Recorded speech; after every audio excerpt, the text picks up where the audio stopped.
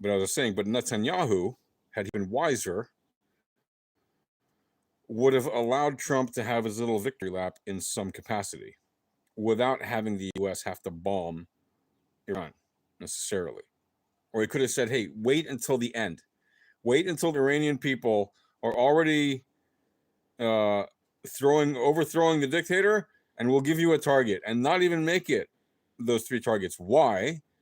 Because here's the thing. By bombing those targets, now it is harder to verify what was destroyed and what was not. Now, yes, you've made it harder for the existing regime to go and use those things again, but it's very temporary. Like, you understand, within a few months, they can clear that rubble, right? Within a few months, they can see what was damaged and what was not, right? You get that, right? You understand the Iranians know where their stuff is, the Iranian dictatorship. The free world does not know. The IAEA does not know where the missing uranium is.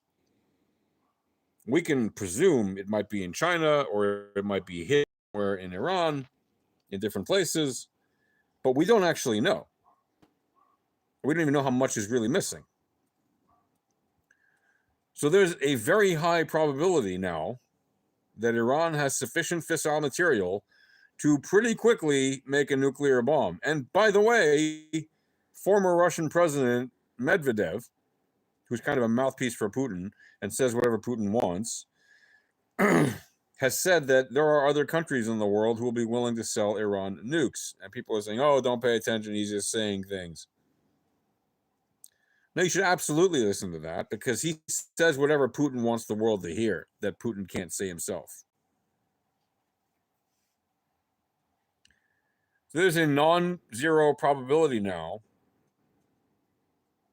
People said, well, Pakistan might sell them the bomb. Yeah, not likely Pakistan, because again, America controls Pakistan's nukes. But North Korea, very high probability. China, less so, even though China is technically an ally of Iran. China, they're not psychopaths in that sense. And if China were to give Iran nukes, they understand that there would be massive consequences against China that they don't want to suffer. North Korea doesn't care. They'll gladly sell a nuke to Iran, apparently. There's a pretty high probability that they will. So by not getting rid of the regime, which Trump himself had written, hey, regime change isn't a bad thing. Why not regime change, he wrote in his tweet. MIGA, M-I-G-A, make Iran great again. Less than 24 hours later, he was thanking the Tehran dictatorship, calling them courageous and thanking them and wishing them a bright and prosperous future and peace and love. But the guy flips more often than people flip sunny side eggs, or whatever they're called. Flips more often than you flip a pancake or a waffle. It's just nuts. It's just nuts. Okay? If you don't understand that is some crazy ass behavior, I don't know what to tell you. Now, you might say, well, that's 4D chess. No, it's not 4D chess. Because he just put the United States in a much more dangerous position. Okay? Forget the people of Iran. Yeah, I understand he doesn't care about brown people. I get it. You could say he's not a racist. Okay, but he doesn't care about brown people. He doesn't love them. He might not be a racist. I don't believe that, but he might not be a racist. But he's certainly not a fan of people in the, brown people from the Middle East. He already did his Muslim ban. What is that? He's getting rid of people who are from Mexico and South America. Right? And he said, well, we want more immigrants from Norway or Scandinavia or Iceland or whatever, Sweden. Doesn't take a genius to figure out what he's saying. Now, again, you could say, well, that doesn't mean he's racist. I didn't say he's racist. Maybe he is, maybe he isn't. Maybe I think he is. Doesn't matter. I don't think necessarily. I didn't say that he is. Okay? You want to parse words? I'll parse words. I'm very careful with the words that I use. Trump Would I rather watch a tree grow or a? That's you're being funny, bushy turnip. Is that your way of making a racist joke without trying to make a racist joke? That's disgusting. So again, Israel and the free world, and that includes the United States, would be in a much safer situation right now had Trump just not bombed those dictatorship. But now that Trump interfered and he got his extreme hate Jews and people who aren't like them, because he made them angry. That's why even after Iran violated the ceasefire yesterday, right? I had to run to a bomb shelter minutes before the ceasefire went into effect, which was, by the way, like he just imposed it. Nobody had actually agreed to it officially, but he just said, "Oh, now there's a ceasefire." Okay, so minutes before there was a ceasefire, the Iranian shot missiles. Okay, not allowed to shoot at civilian targets, but they did. That's a war crime. Does he say anything about that? No. Does the UN say anything about that? No. They killed 5 people with that volley of rockets that hit in Beersheba. One of them happened to be a soldier who was at home. He was in a course remote learning at home. What was he remote learning? How to be a medic, how to save lives, actually. He was an 18-year-old corporal in the army, not even an officer, like literally a rank and file conscript recruit who just got it. He was still in basic training, like advanced basic training. Like he finished basic training and he was now in the advanced basic training course where they teach you your first specialty skill. What was his first specialty skill? How to save lives. Something to do with medic technical work, whatever it was. And he died with his 18-year-old girlfriend at home. That's the only soldier that died in this entire war of 12 days. The only Israeli soldier. Iran spent however many billions or hundreds of billions of dollars or shekels or whatever to kill one soldier and 30-something civilians and injure hundreds more civilians. Yeah, no, they committed war crimes for 12 days. They committed war crimes for 46 years. But in the past 12 days, they were now 13 days, they committed a bunch of war crimes against Israel. Yesterday, there was that ceasefire. They promptly violated it. Okay, so that volley was technically fired before the ceasefire went into effect. It hit after the ceasefire went into effect, but it was fired before. So, okay, so that didn't. But then they fired another one about 10 minutes later during the ceasefire, about 7 to 10 minutes after the ceasefire was in effect. Like it was supposed to go in effect at 7 a.m. Israel time, which is 7:30 a.m. Iran time. They fired it at like 7:37, 7:40 Iran time. So 7 to 10 minutes into the ceasefire, Iran violated the ceasefire. You understand that? They violated it. It's not like, oh, but then Israel violated it too. No. Iran broke the ceasefire. That means there was no ceasefire after that. When one side of a ceasefire breaks the ceasefire, there is no ceasefire. The other side may choose not to respond. But if they do, they're certainly not breaking the ceasefire too. That's not a thing. Whoever breaks it, breaks it. Once it is broken, there is not a ceasefire. So when Trump says, well, yeah, Iran broke the ceasefire, but Israel did too. No, Israel did not break the ceasefire too. That's not a thing. Only one side can actually break the ceasefire unless they both shoot at each other at the exact same time, which did not happen. Iran violated the ceasefire. Israel then sent planes to respond. It takes hours to get to Tehran. So no, Israel did not violate the ceasefire too. That's not a thing that happened. 3 hours after the ceasefire was in effect, in theory, and Iran had already broken it 7 minutes into it, Iran shot more missiles at Israel. 3 hours later, more than 3 hours later, almost 4 hours later, like 3.5 hours later. They shot more missiles at Israel at like 10:28 Israel time, so like 10:58 Tehran time in the morning. Literally almost 3.5 hours after the ceasefire went into effect, they fired missiles at Israel. And when Trump said, it was, it didn't even land, and maybe it was fired by mistake.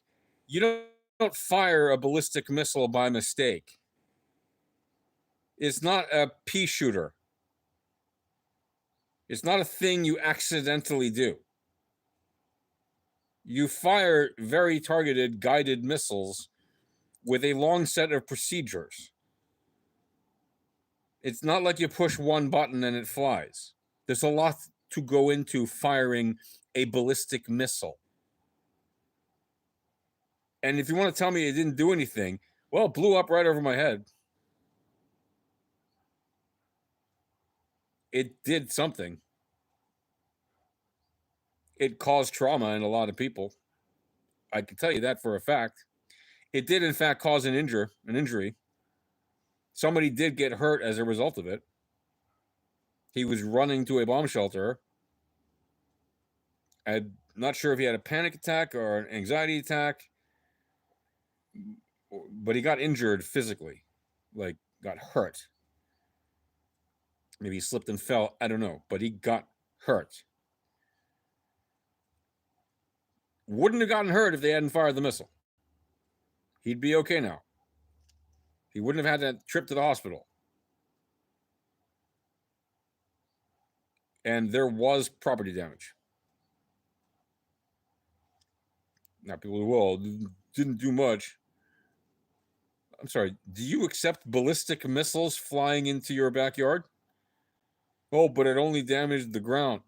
Do you accept ballistic missiles flying into your backyard? But Israel attacked Iran first. No, Israel did not attack Iran first. Iran has been attacking Israel for decades and decades. But in the last 12 days, Israel struck Iran 13 days ago now because, say it with me, you know why, right? Iran violated the nuclear agreements and had enriched uranium well past 60%. Even the IAEA said that, and they are not a fan of Israel. And Iran was posing a direct and present, clear and present danger to the security of the state of Israel and much of the free world, including the United States. So Israel took action to make sure that they could not enrich uranium past to 90%, which they may already have done. And I've long argued they might even have a bomb. It doesn't mean they necessarily have one attached to an ICBM, but they might have a bomb. And I'd frankly be surprised if they didn't have at least one or two or three. Because, and yes, maybe Israeli intelligence would know that if they did. Maybe, but maybe not. There are some things in Iran that even the Mossad probably doesn't know. Because if they knew, for example, exactly where Ali Khamenei was for the past 12 days, why didn't they take him out? Because they didn't actually know. They might want people to believe they know where he is, but they didn't actually know. They might have known before the attacks where he was, but they didn't actually know where he was when he went into hiding. Why didn't they disintegrate the trucks that showed up at Fordo, the big line of trucks? Everybody's seen the photograph. Yes, there's a high likelihood that they did not exfiltrate all of the centrifuges on those trucks, because trucks like that are not how you move centrifuges. Centrifuges of that nature are extremely sensitive, and they need big trucks to be moved and special stabilizing equipment, and it's not an easy thing to do. It takes a long time to move those centrifuges. You can't just move them on a moment's notice. It takes months, if not longer, to move a significant amount of those centrifuges from one place to another. A very, very, very long time. So no, they didn't get the centrifuges or at least not all of them. In fact, not even a significant portion of them. Maybe they got 1 or 2 centrifuges out, but there's no way they got hundreds of them out.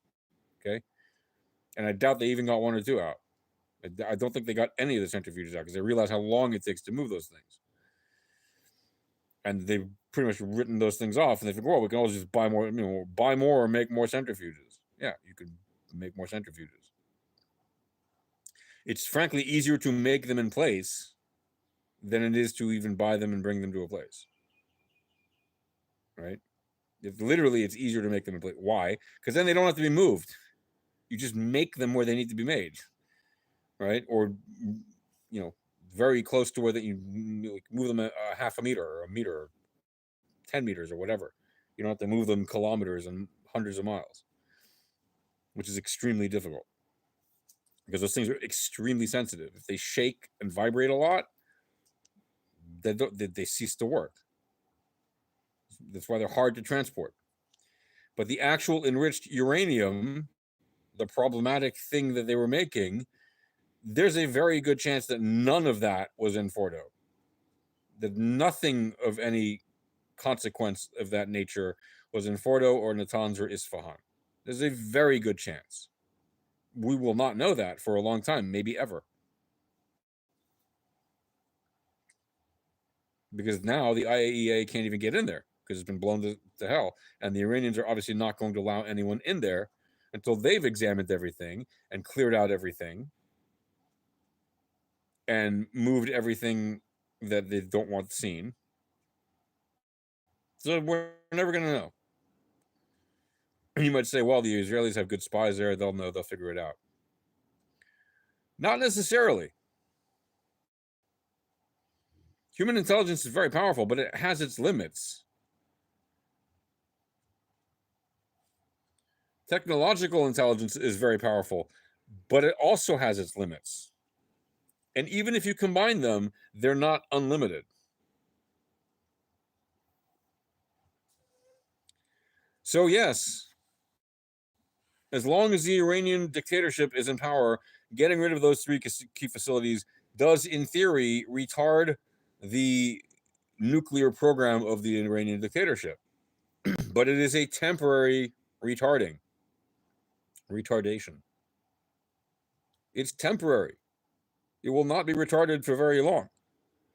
They will recover from having materials destroyed. You understand? You can replace materials. You can't replace people.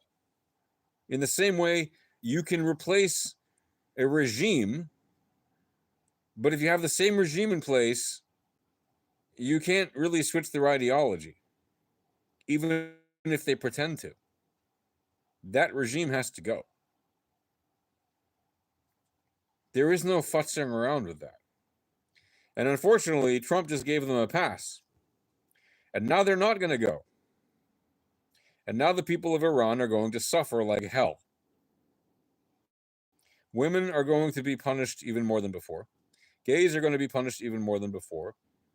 Anyone who's not a crazy member of their Sunni death cult or their Shiite death cult, is going to be punished even more than before. They are going to be extremely violent to their own people now. Because that's what dictatorships do when they survive a coup.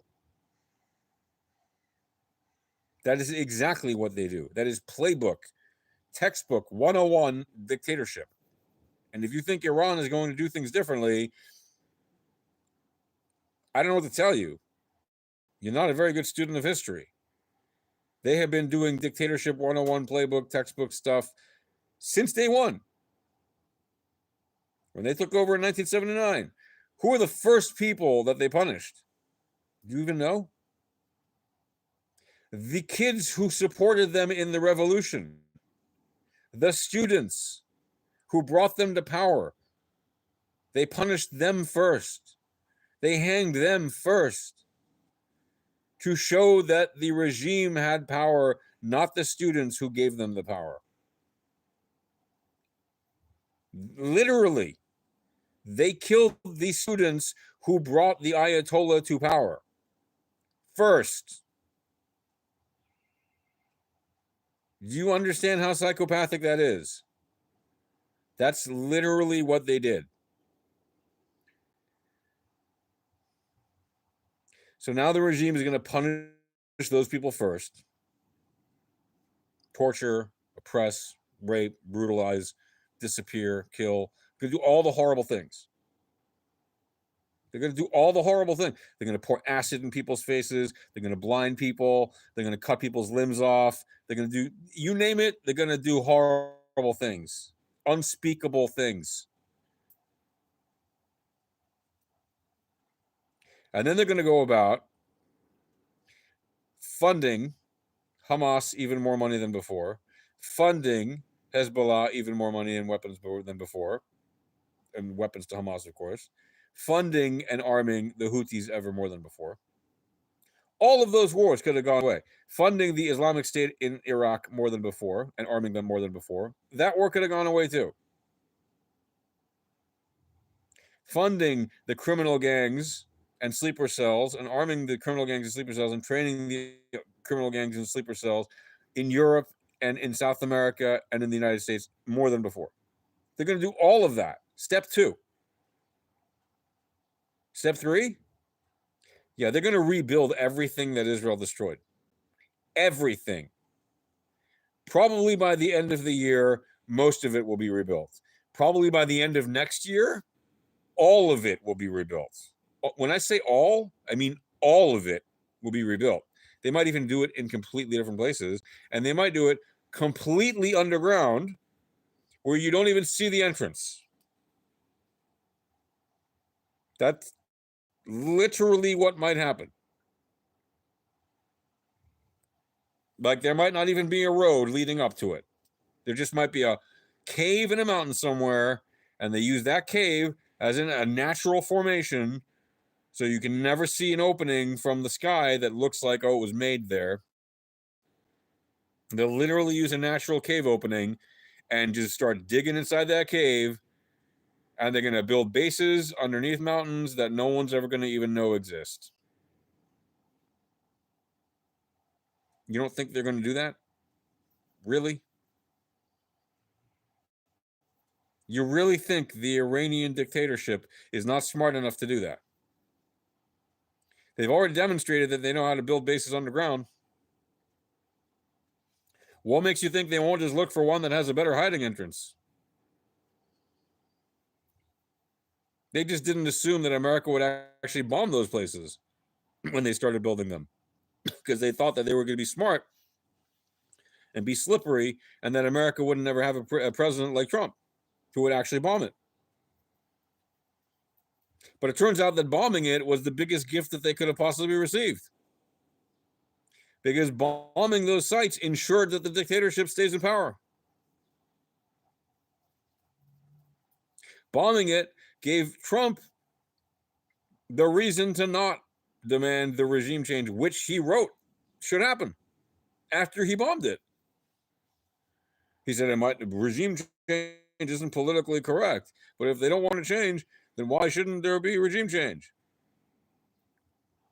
MIGA, the Prince Pahlavi, Shah Reza Pahlavi, whatever his name is, came out after they bombed those 3 sites and it issued a statement to the Ayatollah in Iran saying, hey, why don't you surrender and we'll give you a fair trial? Trump had no compunction at all, did not even respond or care about that. He doesn't care about that guy. He does not care about that guy at all. By granting this pass to the Ayatollah, he demonstrated, he proved he does not care about the Iranian people, does not care about Shah Pahlavi helping the Iranian people overthrow the Ayatollah. He does not care. Marco Rubio even said, hey, listen, he said on Face the Press or Meet the Press or whatever it's called, Face the Nation, one of those shows on Sunday. He said, yeah, there's a lot of regimes in the world we don't like. We don't go around changing all of them. Right. But there's not a lot of regimes in the world that threaten the security of the United States directly every single time they call to prayer. That say death to America, and they mean it. Literally every day, countless times. If you don't understand that, I don't know what to tell you. If you think that the Shah of Iran isn't serious when he says that the Ayatollah in Iran is a serious threat to the security of the United States, you haven't studied your history. If you think that the dictators running Iran are not a threat to the United States, when they say openly, we want to destroy the big Satan, and Israel is the little Satan in our way, you haven't studied your bloody history. You don't know about what you're dealing with. The Shiite death cult in Tehran is not a joke. If you're not one of them, they're coming for you. Israel is literally the guardian at the gate. Israel is preventing this Shiite death cult from getting to you faster. If Israel should ever, God forbid, fall, they will come raging for you. Who's going to stop them? The Europeans? You're joking, right? Do you understand that Europe is very soon going to be a Muslim territory? I'm not joking. France is probably going to be a majority Muslim country within 30 years, maybe sooner. France. Spain is going to be a majority Muslim country within 30 years. Portugal is going to be a majority Muslim country within 30 years. Oh, but you think it stops there? Germany is going to be a majority Muslim country within 30 years. Greece is going to be a majority Muslim country within 30 years. Italy is going to be a majority Muslim country within 30 years. You think it stops there? Sweden is going to be a majority Muslim country within 30 years. Norway is going to be a majority Muslim country within 30 years. Are you getting the point yet? Are you getting the point yet? They want to take it all, and they will come and get it. And if they don't get it by the time you're dead, they'll come and get it by the time your children are, before that. And if not your children, your grandchildren. They're not going to stop. I have no idea what's going on in Europe, bud. Yeah, Bob, I have a lot of idea of what's going on in Europe, bud. I know Europe very well, bud. I spent many years there, bud, and I lived there a long time, bud. Oh my God, you are delusional. Really, I'm delusional. So have you ever been to Tehran? Have you ever spoken, Donovan? Have you ever spoken, or not Donovan, whoever wrote that comment? I didn't see that. Have you ever been to Tehran? Have you ever spoken to members of the Shiite death cult? No, I didn't. What, Jamal? I didn't live in Europe? Okay. The trailer park doesn't count. No, Jamal, I lived in Europe for many years. I grew up in very nice places in Europe for many years, as it happens. Have you ever been to the Tehran death cult? Have you ever seen the call to prayer in Tehran?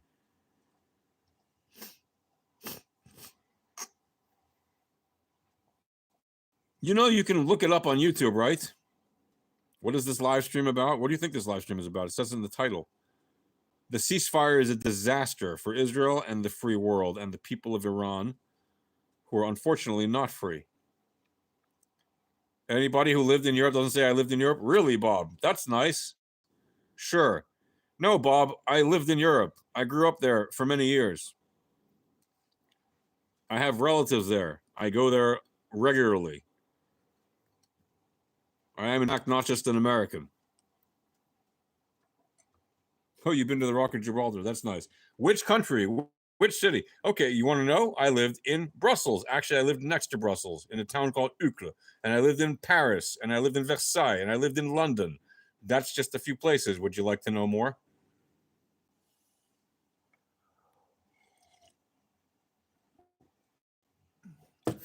I actually speak the Queen's English. That's actually the English that I learned first. I speak with an American accent because it's easier to communicate with Americans and other people who don't understand the Queen's English.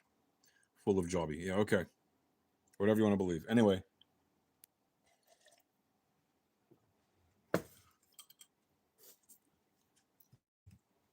If you've never been to Tehran, or if you've never been a part of the Shia death cult that is the Iranian dictatorship, if you've never seen a call to prayer led by the Ayatollah, which again, you can look up on YouTube. If you've never seen them chanting death to America, death to the UK, death to Israel, death to the infidels and hypocrites, over and over and over again in their calls to prayer, in their parliament, you don't understand them. It's not a joke to them. They want to destroy the United States. If you think that's not true, you are deluding yourself and you don't know history. They're just chanting, you have been doing. What? They're just chanting. Really, they're just chanting. So when they sent over 1,000 rockets at Israel last year, that was just chanting. When they funded the Hamas to attack us for decades, leading up to and including October 7th, that was just chanting. When they funded the Hezbollah and gave them weapons and trained them how to attack us for decades, going back to the early 1980s, that was just chanting. When they used their weapons to fund and give weapons to the Hezbollah in 1983 to kill hundreds of American Marines and French soldiers in Beirut, was that just chanting? Just chanting, huh? When they give money to and arm and train the Houthis to attack American ships and other ships and Israel, that's just chanting? You are deluded. You have drank the Kool-Aid.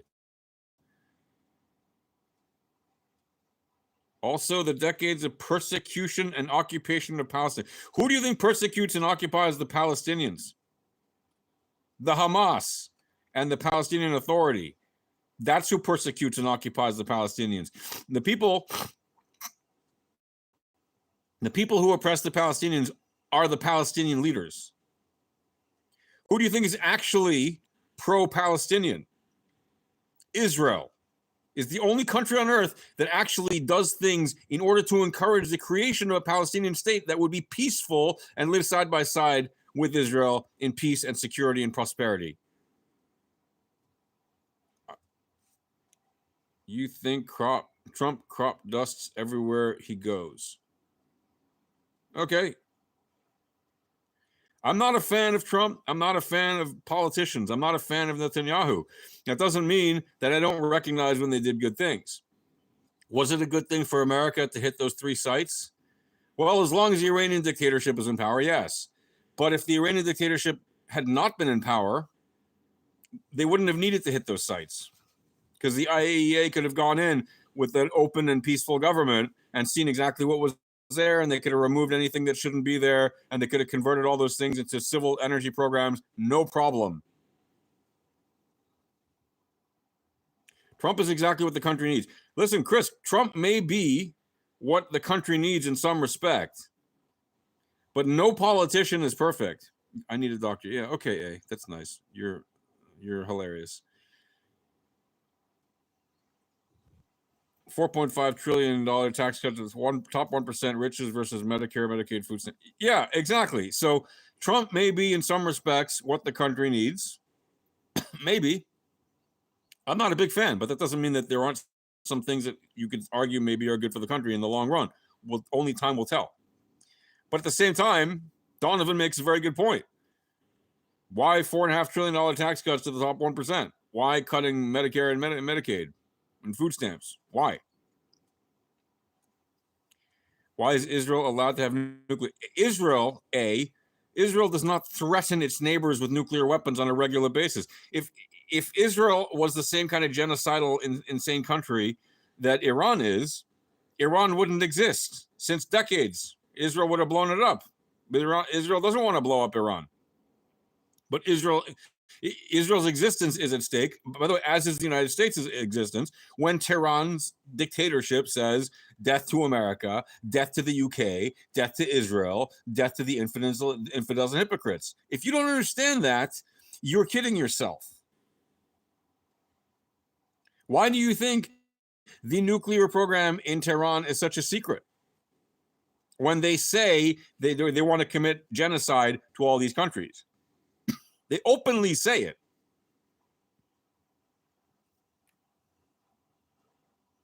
That's why Israel is allowed to have nuclear weapons, to defend itself. Israel doesn't intend to use. It has a non. First of all, Israel doesn't even acknowledge having them. But if Israel does have them, they have said many times Israel will not be the first country to use nuclear weapons, meaning they were only there to respond.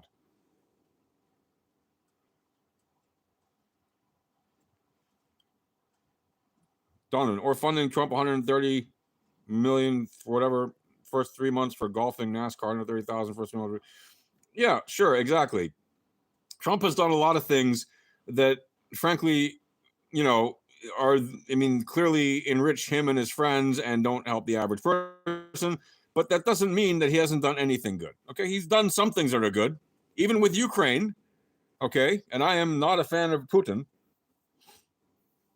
and I certainly don't want to see more war in Ukraine, but Ukraine is defending itself against Putin. Putin invaded Ukraine, and Trump said he would end the war in 24 hours, which is obviously BS. Everybody knew that. Anybody who believed that is insane. He himself said, I was joking. Even though he wasn't joking, he clearly was telling people he could do it, but then he pretended like he was joking. But he ended up helping Ukraine. Right? He ended up, America still helps Ukraine. So it's not like he doesn't do anything that's good. I won't say that he doesn't do anything that's good because it's just not true. He's a person and he's a politician and he gets pressure from all sides. And sometimes he does the right thing and sometimes he doesn't do the right thing. Like any politician. 60,000 dead in Gaza. Okay, you're taking numbers from Hamas. And even if that's all true, even if 40,000 of them are civilians, which is a horribly high number, and it's a tragedy, and I don't like the fact that any civilians die, a 2-to-1 death ratio in an urban combat area is an unheard of low number. It has never happened before. Not even close. The closest the United States ever got was 4-to-1 over a 3-day period in Mosul. 4-to-1. The average death rate of civilians to non-civilians or civilians to combatants in Iraq, 8-to-1, 9-to-1 by coalition forces, by U.S. forces. The average, 8-to-1, 9-to-1. That's the average, and that's the best the United States has ever done, by far. In Vietnam, it was like 17-to-1. In Korea, 22-to-1 or something. In World War II, like 40-to-1. It's insane. Israel has killed 2 civilians for every combatant. Yes, it's terrible, but don't pretend like it's the worst numbers ever. Syria, 500,000 civilians, 100,000, not even 550,000 dead civilians, not even 50,000 dead combatants. That's a 10-to-1 ratio.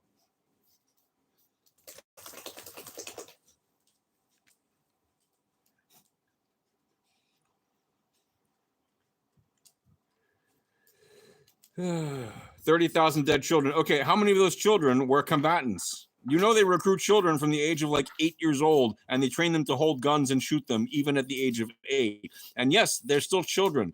But if they're shooting at you with an AK-47, the bullets they're shooting don't give a damn if you're a child or not.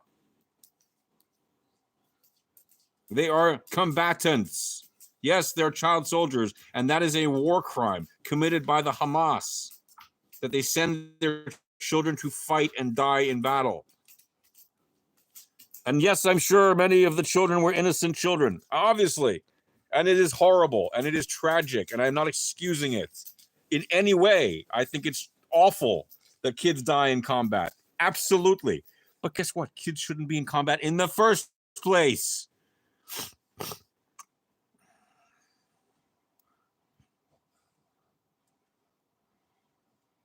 No, Israel was not created in 1948 as an occupier. Israel deoccupied its ancestral homeland, It decolonized its ancestral homeland. The British were the last colonizers ruling the land. Before that, it was the Ottomans. Before that, there were Seleucids. Before there were all kinds of people have conquered this land. Romans, Babylonians, Greeks. There have been many foreign occupiers of this land. There has only been one nation created from this land.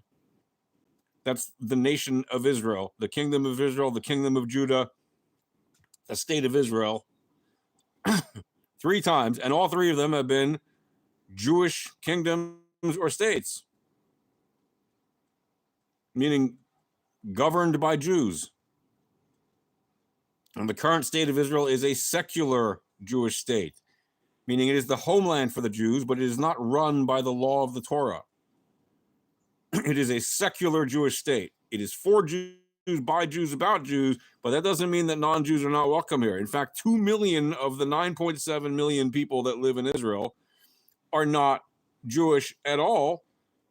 They're Muslim Arabs. Another 500,000 are mostly Christian Arabs and Druze, Circassians, Samaritans, pagans, atheists, agnostics, you name it. We got Hindus here. We even have, what are they called? Hare Krishnas, you name it. If there's a belief system on this planet, it exists in Israel. Just like in America. Israel is a melting pot. It is a massive melting pot. Yes, the majority of people here are Jewish, obviously, but it is not a Jewish state only for Jews. Jews do not have more rights here than other people. In fact, Jews have arguably less rights here than other people. Why? Because we're crazy like that. And for example, only Jews have to serve in the military and Druze. Druze are the only minority required to serve in the army. Not all of them, by the way, but most of them. And by the way, they want to serve in the army because they are fiercely loyal. That is their culture and their tradition. Whatever country they're in, they are fiercely loyal. The ones in Syria are fiercely loyal to Syria. The ones in Lebanon are fiercely loyal to Lebanon. I mean, fiercely loyal, right? So Israeli Druze are fiercely proud to be in the Israeli army. They are some of the best commandos in the Israeli army, not even a question.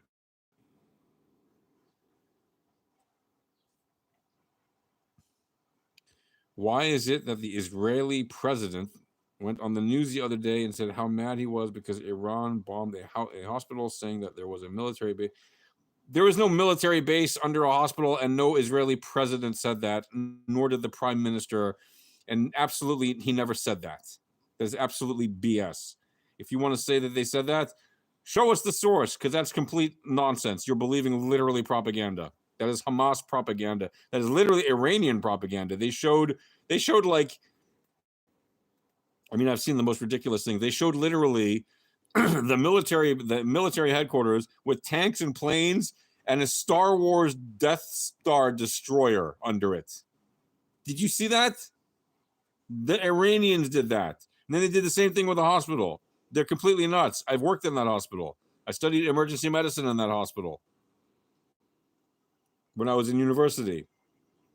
There's no military base under that hospital. Israelis don't put military bases under their hospitals, and they don't put civilian infrastructure in their military bases, and they don't put military bases in their civilian infrastructure. You know, plenty of MAGAs who used to rant and rave about economy booming, no wars, Donald Trump, he promised to end the war in 24 hours. Yeah, I agree. Who's just making up numbers? A. I need books beside Dr. Okay, A. I've studied it. How long have you studied the Middle East situation? How long have you lived it? How long have you dealt with it personally and professionally? I have dealt with it. Oh, yeah, you're leaving, go to hell. Okay, you coward. I have dealt with this situation for far more than 40 years. How about you?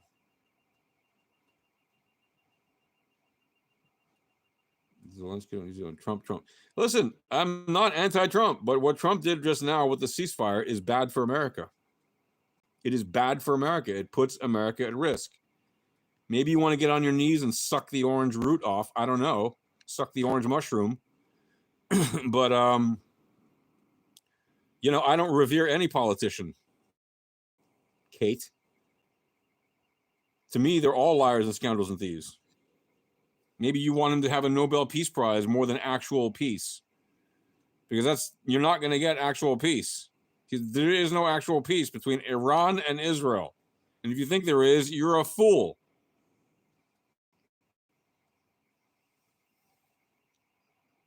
"7,000 children around the world who normally expected medication, food, and aid have died because..." Okay, we don't actually know that people have died from lack of getting medicine because of U.S. aid, Donovan. Yes, it may have happened. There may be some children that have died. It's absolutely probable, but we don't actually know the number, okay? And I've seen,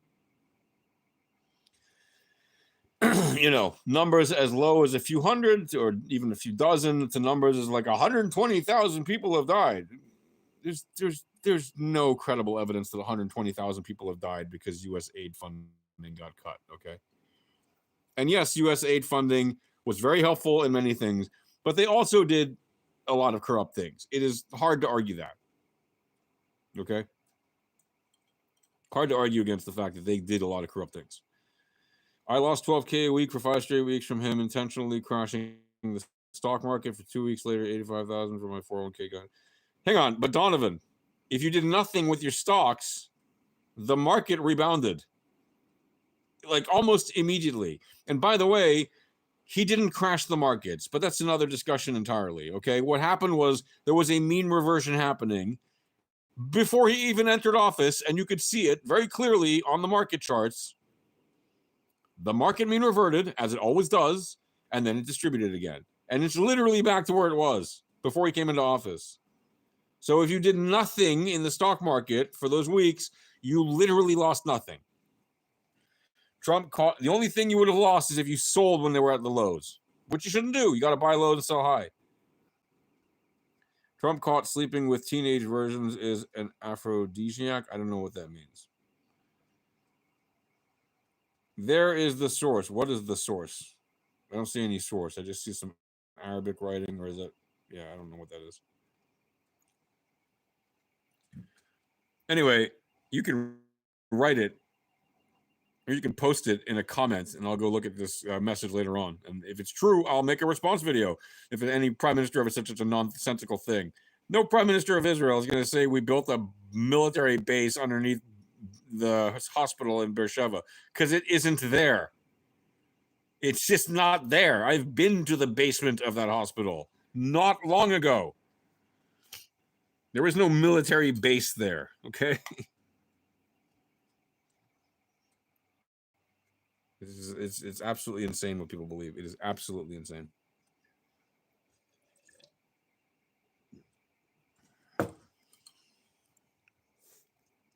If you're wondering, I'm drinking coffee out of a gigantic Viking-sized mug. That's why I point the camera that way.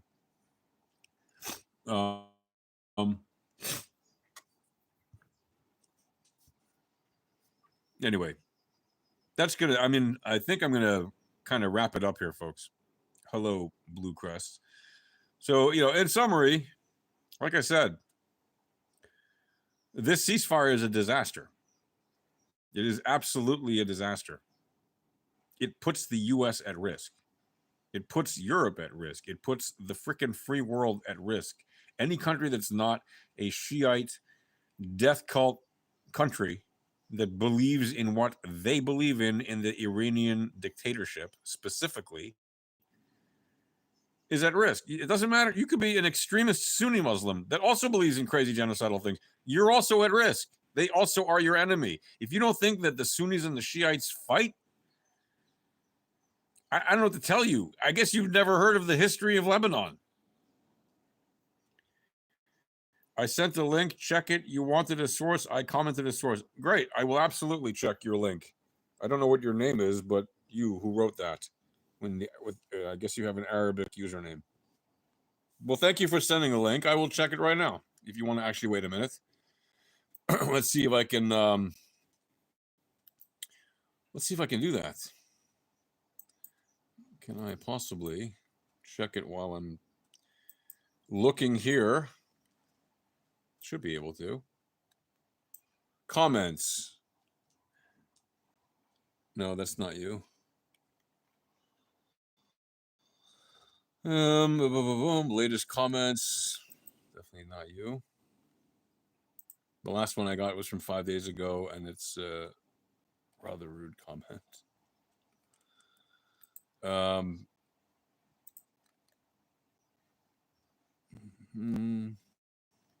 Any?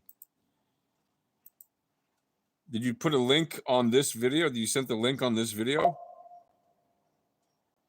No, I can't see the stream comment. I don't know why. It deleted your comment. If you want, post a comment below the video if you can do that.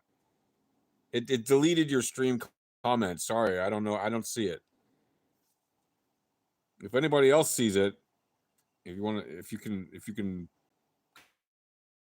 paste it. I can't see your stream comments here. It said that it got deleted or something. I didn't delete it. It just got deleted by. It says the message is held for review. Is that you? Maybe. Oh, maybe that. Maybe I can view the message.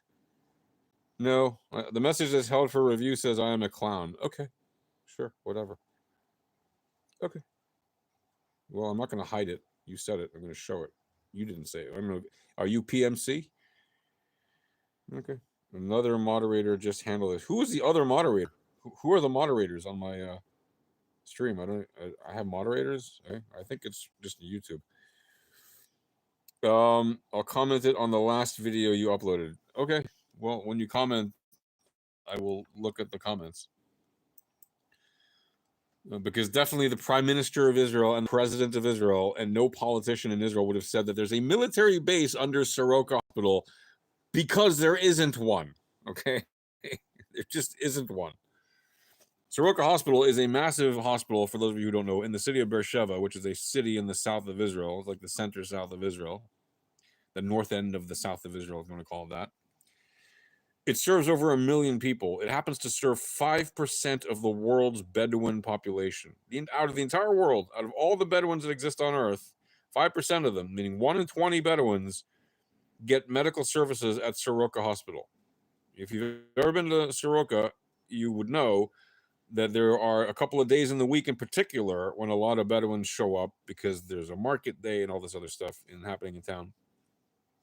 And when you go walking around on the campus of the hospital, it is filled with Bedouins sitting around getting free medical care, and their families are outside sitting on the lawns, having picnics with their families. It's a beautiful place, the hospital there, actually. I'll comment on the last video. I commented on your last video. Okay, commented on my last video. Let's go see where your comment is. Oh, here we go. I see your link. Okay, I'm going to go and view this video. Thank you for putting this in here.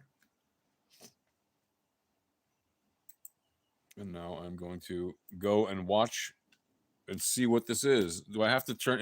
I hope there's not copyrighted music or something, because if there is, I have to mute it. We're targeting military sites. Okay. We're targeting nuclear sites. I'll start it again, just to make sure I hear him correctly. Ended our annihilation. We're targeting military sites. We're targeting nuclear sites. Okay. We're targeting missile sites. They're targeting a hospital.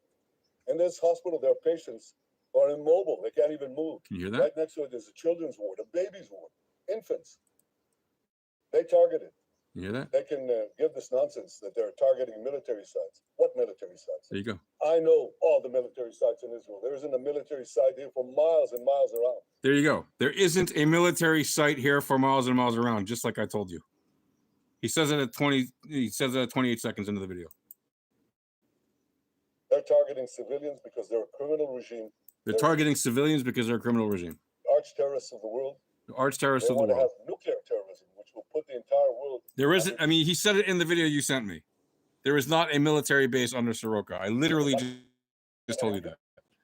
These weapons. President Trump will do what's best for America. I trust his judgment. He's a tremendous friend.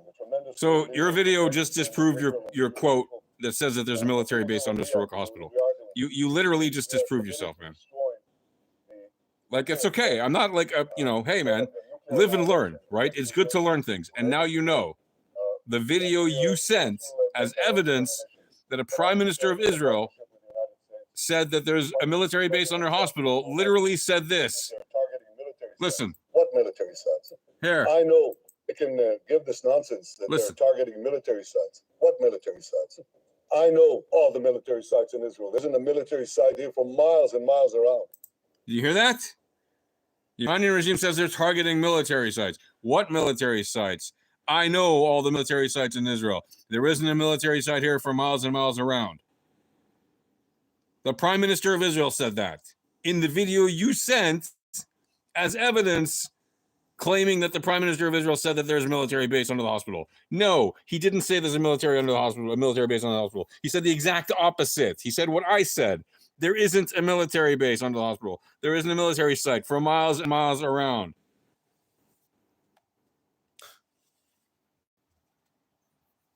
So it's just absolutely absurd. You know, that's why you know, people who get misled like you, and it's okay, man. I'm not like mad at you for being misled, and nobody should be. You learn, you know more, now you know. Whoever convinced you, whether it was your own mind or someone else convinced you that Israel uses hospitals as military bases, was not telling you the truth. And now you know. And now hopefully you know better. And now hopefully you won't make that same mistake in the thinking in the future. The people that target civilians are the insane Islamists who want to take over the world and force everyone to be Islamists. It's not that complicated. Islam is a conquering religion, and those who take it extremely literally want that to be the case. Every Abrahamic religion has had its dark age. Judaism had a dark age and got through it. Christianity had a dark age and got through it. Now Islam is having a dark age, and it's been having it, unfortunately, for a few hundred years or more. Right? They had a renaissance. They had a golden, not a renaissance, sorry. They had a golden age. But now they're in their dark age, and they have to have an enlightenment and a renaissance. But they're not there yet. They're still in the dark age. And the problem is that the individual power of a person is far greater now than it was hundreds of years ago, when, you know, Christianity had its dark age, or thousands of years ago when Judaism had its dark age. An individual can do a lot more damage now with, God forbid, something like a dirty bomb or worse. What is happening, homie? Well, William, I've been talking now for a long time, a couple hours, in a couple of different things. Those do not follow the religions, because Islam says clearly that it's allowed for someone to be Muslim. Yes, exactly. Islam says clearly that it's allowed to force someone to be Muslim. That's horrible. No religion should allow that. That's why they're in a dark age, because too many people take it literally. Even if only 20% of the world's Muslims are extremists, that's 20% of 2 billion. That's 400 million people. That's massive.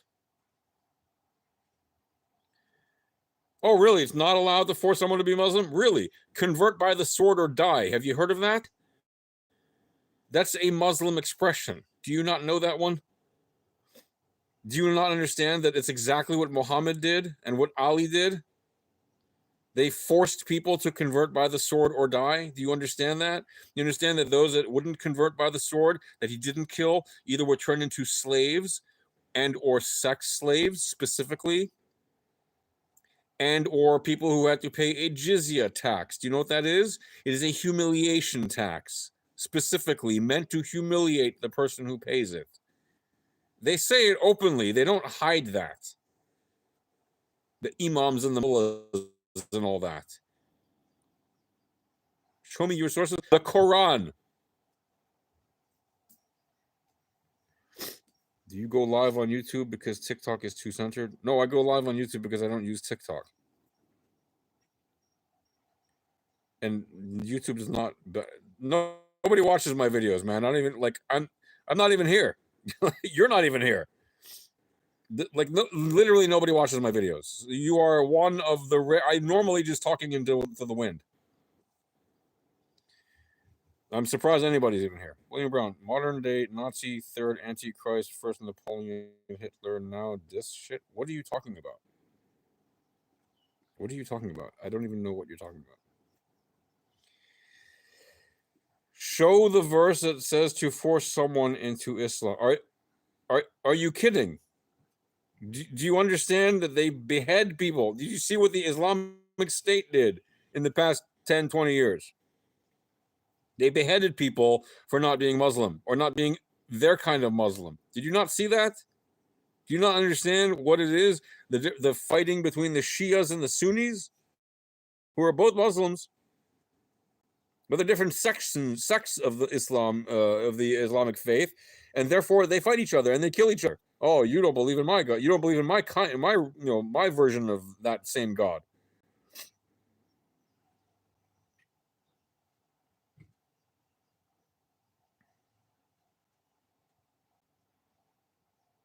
You can't be Muslim. You're black as hell.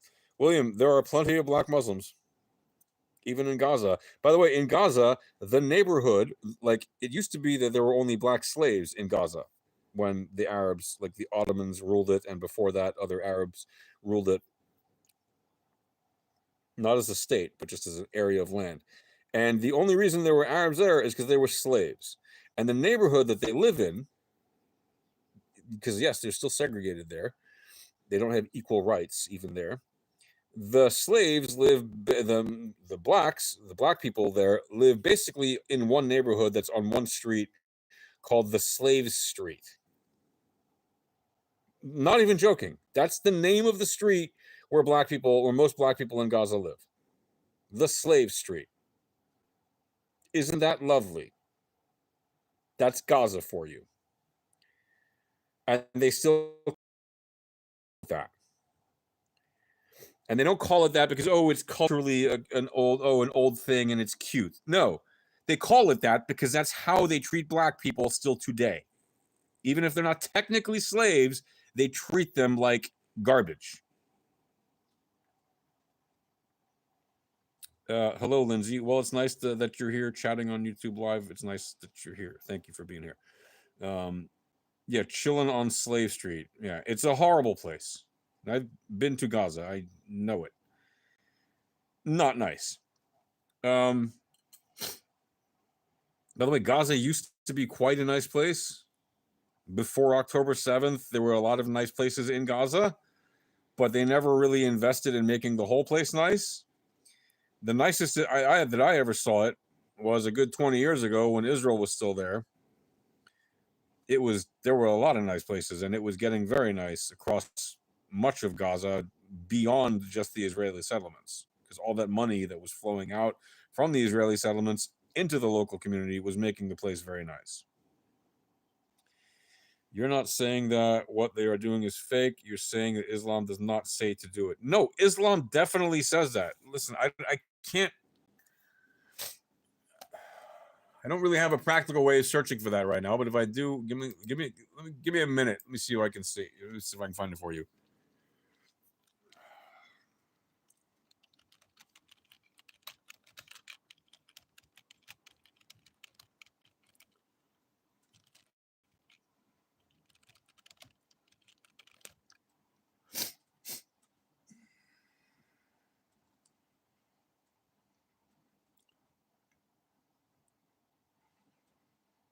Okay, the sword verse 9:5 in the Quran, which advocates fighting against those who reject Islam, and there are other verses emphasizing freedom of belief and the concept of jihad. The sword verse, the verse 9:5 in the Quran is often cited to support the idea of forced conversion. It states, quote, "But when the forbidden months are past, then fight and slay the pagans wherever ye find them, and seize them, beleaguer them, and lie in wait for them in every stratagem of war. But if they repent and establish regular prayers and practice regular charity, then open the way for them, for Allah is oft forgiving, most merciful." There's your quote, bro. There's your quote. 9:5 in the Quran. Fight and slay the pagans wherever ye find them. Do you understand what that means? Fight and slay anyone who is not a Muslim. It's right there.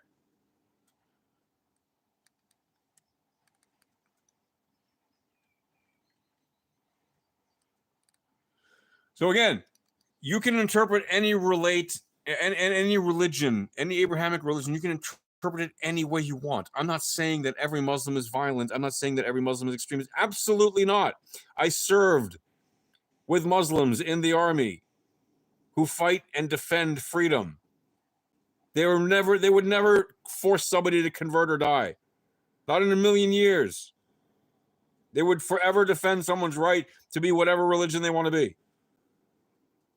They would give their lives to defend that freedom. I served with them. I'm not saying Muslims are all extremists, not even close. But there is a significant portion of them, even if it's just 10%, that's 200 million people. That is a massive amount of people. And guess what? There are many of them in Tehran and in Iran who support this fanatical way of view. Now, most people in Iran are against the Tehran regime, but there are still millions of people in Iran who do support it.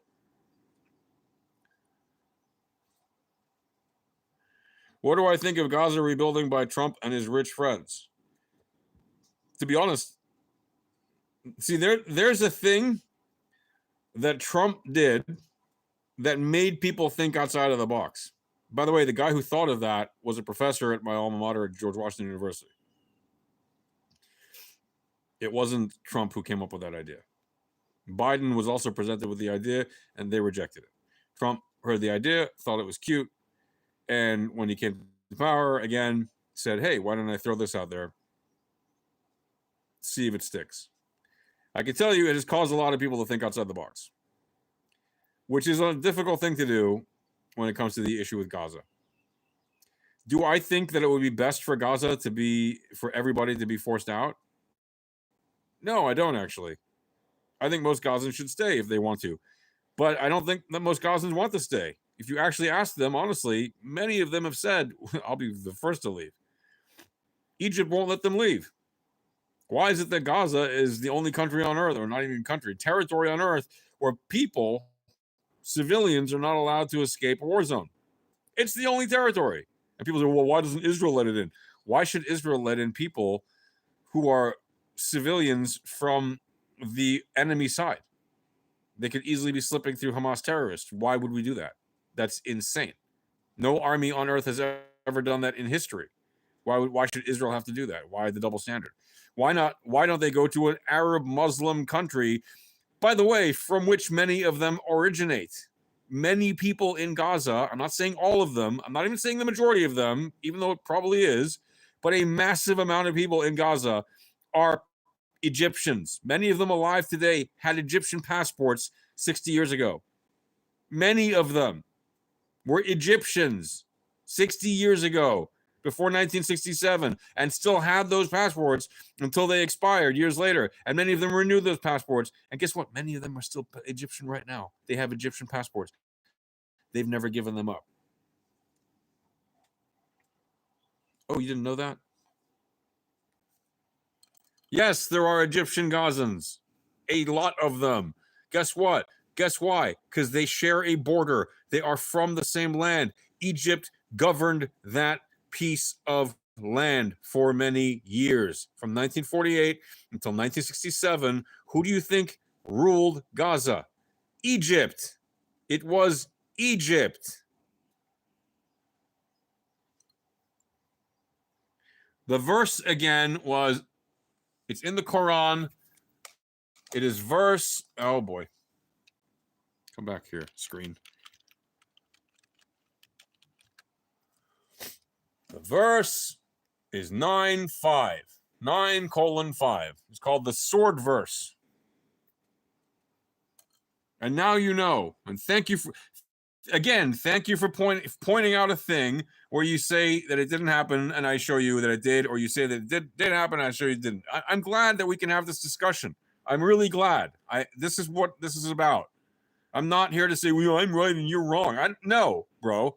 I'm glad we're having this discussion and that we're able to exchange ideas. And if you show me something that I'm wrong about, I am glad to say I'm wrong. And if I show you that you're something that you're wrong about, I hope you learn from it. I don't even care if you say you're wrong. I just want you to learn. I want you to know what's right. The world needs more people who know what's right and don't go around spreading lies and propaganda. No, they don't. They have Palestinian passports. No, Jonathan, people in Gaza have Palestinian passports, which are not recognized by every country on earth. But yes, they have Palestinian passports. And guess what? Those who were born in Egypt still have Egyptian passports. Yasser Arafat had an Egyptian passport his whole life. Do you know why? He was Egyptian. He was born in Egypt. And they didn't take it away from him.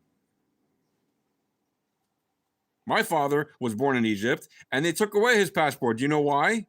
Because when Nasser came to power, he kicked out all the Jews, which included my father's family.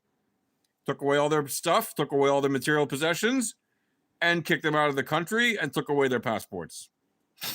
Because my family is Jewish. Arafat, they didn't take away his passport when he became a Palestinian. He was never a Palestinian. He was literally just an Egyptian engineer, a failed engineer, who came to the territories of Judea and Samaria because the KGB basically paid him to do that.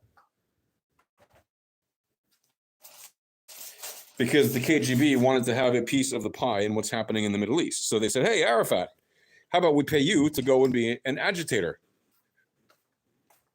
And that's exactly what he did. He went and took up the Palestinian quote-unquote cause, created it really, because the Arab League had decided to use Palestine as a wedge issue. And that's exactly what it did. So he created the Palestinian wedge issue with the Palestinian, with Fatah and the PLO. The PLO being the terrorist group, the armed wing. Hold on one second. The armed wing of the Palestinian cause, right? That was the main wing of the Palestinian cause was the armed wing, the terrorist group. Fatah was the political wing. To sort of lend fake credibility to the purpose of the Palestinians. And the real purpose of the Palestinians was just to destroy Israel. That's the only thing they ever existed for. Pardon me, excuse me, I apologize for that. The whole purpose of the Palestinians is to destroy Israel. That is the original intent.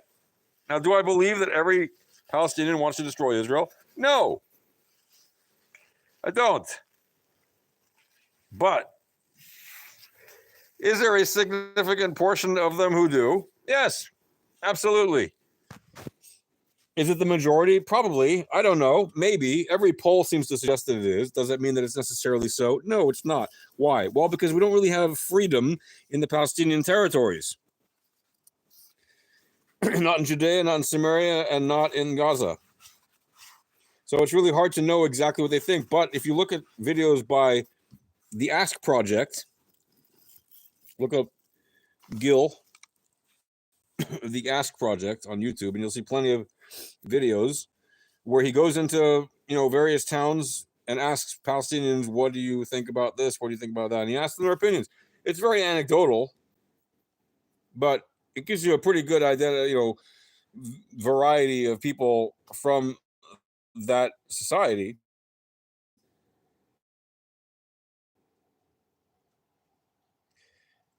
Can I tell you more about my professor friend? Also, what side would Egypt take? Which professor friend? I have many professor friends, Omar. Also, what side would Egypt take on World War III, if any? Egypt right now depends on the United States. It is the second largest recipient of foreign aid from the United States. And unlike Israel, Egypt needs that money. Israel accepts that money as a political purchase. America basically gets to tell Israel what to do and what not to do in certain situations. Like, for example, there's a ceasefire now.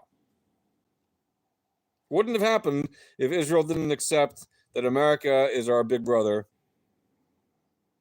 and that America gets to sometimes make political decisions for Israel, even if Israel doesn't like it. This is an example of that. But at the same time, by accepting that money, and by the way, Israel doesn't receive a $3 billion check or a $4 billion check. What it gets is a credit line to buy American-made goods, which assures American jobs right? So 80% of the money has to be spent on American-made goods. The other 20% has to be spent, pretty much all of it, almost all of it, on Russian and Chinese goods and other goods from other nations that America cannot easily buy from. Why? So that Israel can reverse engineer those things and report to the Americans exactly what they discovered. And by the way, they do a lot of that reverse engineering with Americans alongside them sometimes. So America benefits directly from an intelligence point of view by giving Israel this credit line. And it's a credit line. It's not free money. It is a discount on buying American goods and buying foreign goods that America cannot buy. That's what the foreign aid is. So Egypt would side currently with America because America pays for it. Does that have to always be the case? No, it may very well change. But at the moment, the United States pays Egypt billions of dollars a year in order to maintain stability in the region, as part of the method of maintaining stability in the region. Russia would very much like to be Egypt's biggest patron. Again, the one with the Gaza idea. Oh, the professor, what about him? I didn't say he's my friend. I'm just saying he's a professor from GW, and that happens to be my alma mater. No, I can't tell you more about. I can tell you more about him. You can also Google it if you want. I'm not gonna. That's not what the stream is about. About the verse, you have to look at the context. See, that's what I'm saying. You can interpret anything in any of the Abrahamic religions or in any religion at all. You can always interpret on context. I was talking about a treaty. You were talking about a treaty between Muslims and non-Muslims for 4 months, and it was talking about a specific group of all. You're literally saying what I'm saying. You can interpret religions any way you like, and those that take it literally to the extreme will end up doing crazy ass stuff, like we're seeing happening in Iran. Their dictatorship does crazy stuff. I don't think that's very hard to understand. If you don't believe me, ask Iranian women what it's like to be a woman in Iran and not be able to show a strand of hair, or not be able to dance in public without being punished or possibly even killed, or what it's like to be a gay person in Iran and be discovered and then be tortured and beaten and killed. And go ahead, ask. I'll wait. I don't know if you know any Muslim people from Tehran or Iran in general who still live there. I do. And I can tell you, they're not having a grand old time. They are literally suffering. They cannot wait to be free. But they are not free. They are the farthest thing from free. They suffer immensely because they don't believe in God the same way that their overlords do.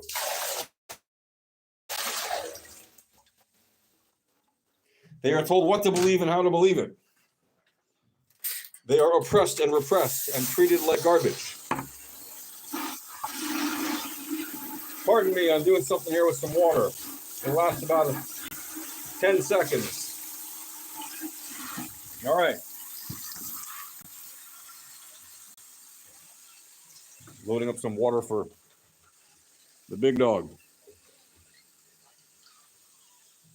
Iran is a miserable place when it comes to how they treat anybody who doesn't believe in the version of God that their dictatorship believes in.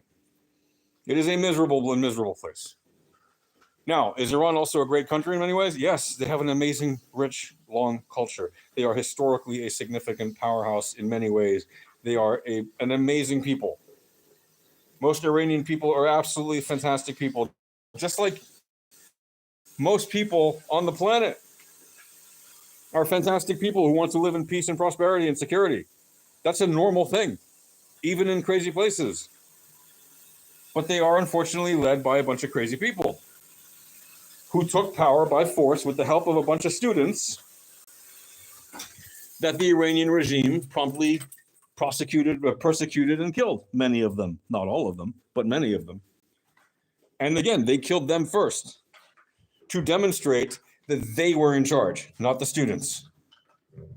right? The religious whack jobs got rid of the students that gave them the power first. That's how it goes in those kind of places. That is normal behavior, unfortunately. Like, that is completely normal. Dictatorship 101. You crush the people that put you in power first. The North Korean guy did the same thing, Kim Jong-un, right? When he came to power, one of the first things he did, he sent his uncle to the dog. His uncle who put him in power. He sent him to the dogs, literally. Look, one of the very first things he did, one of the very first things he's known for, he killed his uncle. He killed his brother. That guy who got poisoned in an airport. That was like his brother. Why? Because he didn't want any threat to his rule. Because dictators are crazy. First of all, they're psychopaths because they think that they can rule the world or rule their people without any rules above them. And they fear everybody else. They think everyone is after their power. You clown. Oh, I'm the clown. Okay, sure. Whatever, Snap. You can believe whatever you want. During this live stream, multiple people have said multiple things that I have demonstrated to them were in fact the other way around. And not in a snappy or snide way or a mean way or a condescending way. We're having a friendly discussion here about the insanity of what's happening in the Middle East. And the fact is, the ceasefire, in my opinion, is disastrous for the security of the United States, for the security of the free world, and that includes Europe still, while it's still free, and the region of the Middle East, and especially the people in Israel and the people in Iran who oppose the Iranian dictatorship. It is disastrous for them. This ceasefire is very bad. Because now the Iranian dictatorship gets to stay in power. And what is an angry and hurt and insulted and humiliated dictatorship going to do when it gets to stay in power? What's the one thing that you know they're going to do? If you don't know that they're going to take revenge and punish their own people who sided with the Israelis, and punish their own people who sided with the Americans, and punish their own people who wanted regime change more than anything. If you're not aware of that, then I guess you've never studied the history of dictatorships, because that's literally what they do. If a dictatorship survives a coup, it will absolutely make a point of punishing people that it believes were part of the coup, even if they weren't. That is their MO. Like this is not difficult. You don't need a university degree to understand this. The fact that I have one with a lot of stuff, a lot of information relevant to this kind of stuff, is a pure coincidence. It does not make me more of an expert necessarily. It may, but it doesn't necessarily.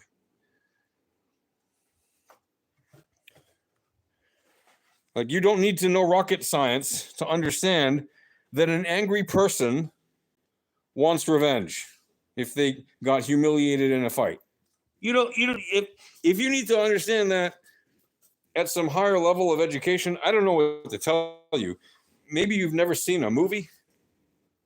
Maybe you've never seen a TV show where there's any kind of conflict, and whoever gets hurt or dejected or insulted seeks revenge.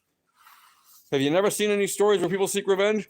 That's like a normal human nature thing. You shouldn't even need to have seen a TV show or a movie, or have heard a story, or have read a book. This is just normal behavior in life. People seek revenge.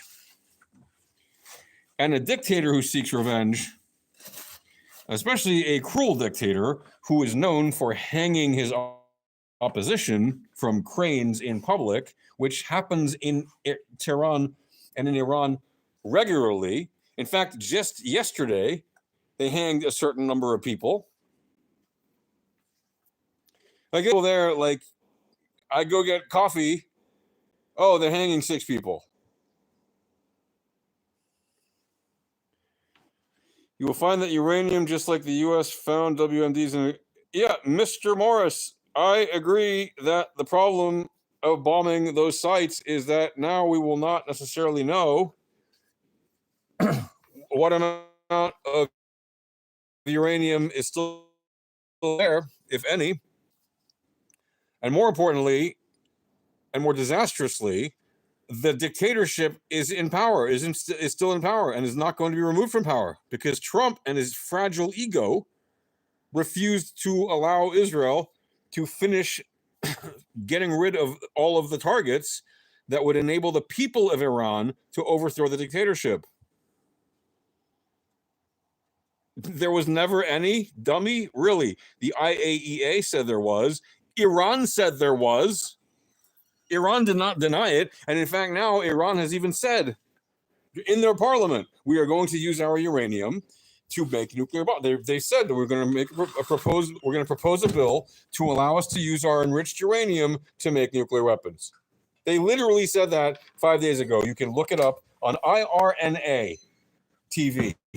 That's the Iranian national television broadcaster.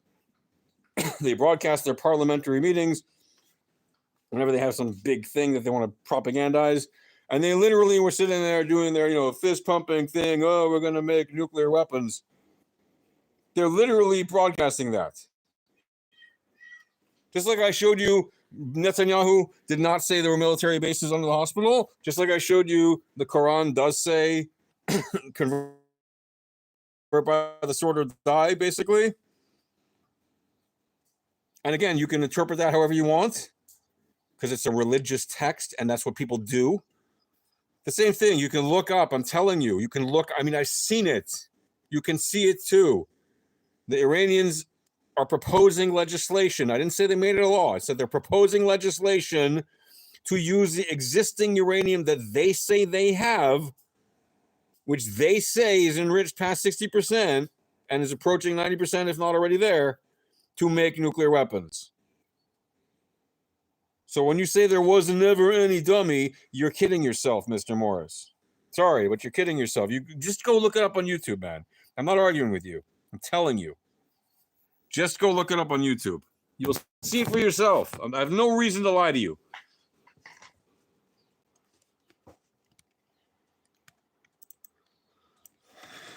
Iran Parliament considers bill to make nuclear weapons. There, Iran's parliament looks to suspend IAEA cooperation. Gee, I wonder why. That was yesterday on YouTube.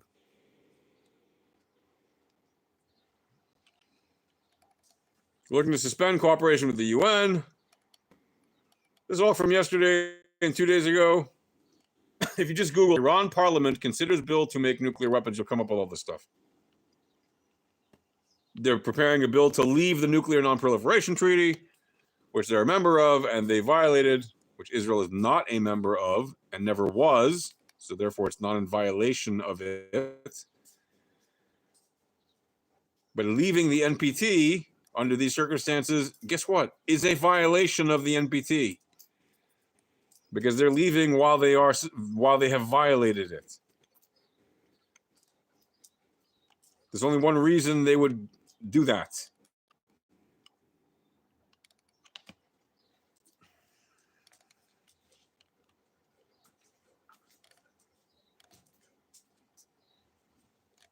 Anyway, I'm not going to dig deeper than this, but you can certainly see that they want to block the IAEA nuclear oversight access. They've already voted on it. Now it's up to the dictator to decide whether or not it's the law. G. Brady, Jesus is Lord. Maybe, but he's not my Lord. But that doesn't mean I don't think he's a groovy dude in many ways. He had a lot of cool lessons. I don't agree with all of them, but I don't agree with, the mistreatment of homosexuals, for example. But he was a hippie, man. He was a hippie rabbi who walked around saying peace and love. He walked around barefoot, sometimes with sandals, but basically barefoot, wearing flowers and beads, handing out flowers and beads, saying peace and love. Long-haired hippie with a beard, probably. Who knows? They didn't have those dollar shave clubs back then. Maybe I don't either.